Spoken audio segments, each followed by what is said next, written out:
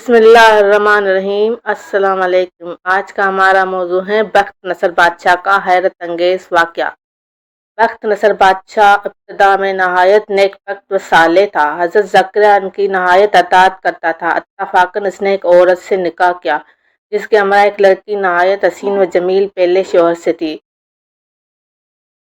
جب وہ لڑکی سنِ بلوغت کو پہنچی تو بادشاہ اس کی حسن بہار دیکھ کر فریفتہ اور دیوانہ ہو گیا۔ اس کی ماں کو پیغام دیا، وہ بہت خوش ہوئی مگر دل میں اندیشہ کیا کہ بادشاہ پیغمبروں کا مطیع فرمان ہے اور نکاح اللہ کے پیغمبر کی شریعت کے خلاف ہے، وہ کیوں اس کام کی اجازت دیں گے؟ اس لیے بادشاہ سے کہا کہ تم اس کا مہر ادا نہ کر سکو گے۔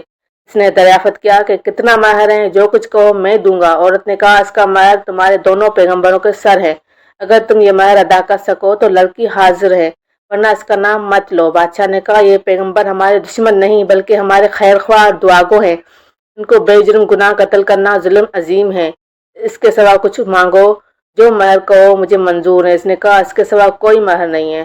بادشاہ نے ہوائے نفسانی سے مغلوب ہو کر فوج کو حکم دیا کہ دونوں بے گناہوں کا سر کاٹ لاؤ۔ حکم کے موجب سپاہیوں نے جا کر اول حضرت یحییٰ کو بیت المقدس میں قتل کیا۔ حضرت زکریا یہ حال دیکھ کر جنگل کی طرف بھاگ نکلے۔ فوج پیچھے ہوئی اور شیطان نے ان کی رہنمائی کی۔ جب سپاہیوں نے گھیر لیا تو حضرت زکریا نے ایک درخت سے التجا کی کہ مجھ کو اس وقت پناہ دے۔ وہ درخت پھٹ گیا، یہ اس کے اندر سما گئے، وہ پھر بند ہو گیا لیکن قدرے کپڑا باہر رہ گیا۔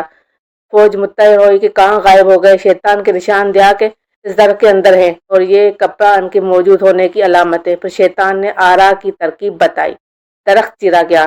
جب نوبت آرا کی سر تک پہنچی تو حضرت یحییٰ نے سسکی بھری، حکم الہی نازل ہوا، اگر اف کرو گے تو پیغمبری سے خارج کر دیے جاؤ گے۔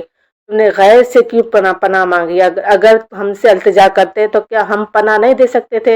اب اس کا مزہ چکھو اور چپ چاپ سر پر آرا چلنے دو۔ غازی کے سر سے پاؤں تک جسم چیرا گیا اور حضرت زکریا نے دم مارا۔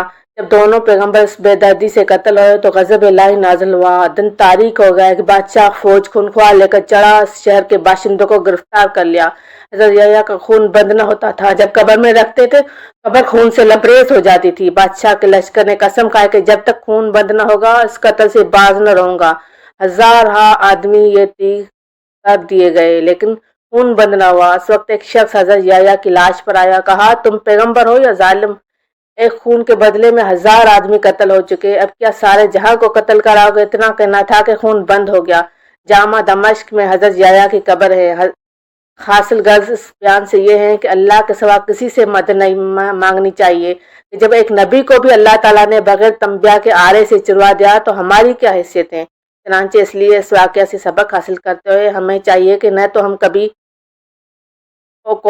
کسی پر کوئی ظلم کرے، نہ اللہ کے سوا کسی سے مدد مانگے۔ اللہ تعالیٰ ہم سب کو عمل کرنے کی توفیق عطا فرمائے، آمین یا رب العالمین۔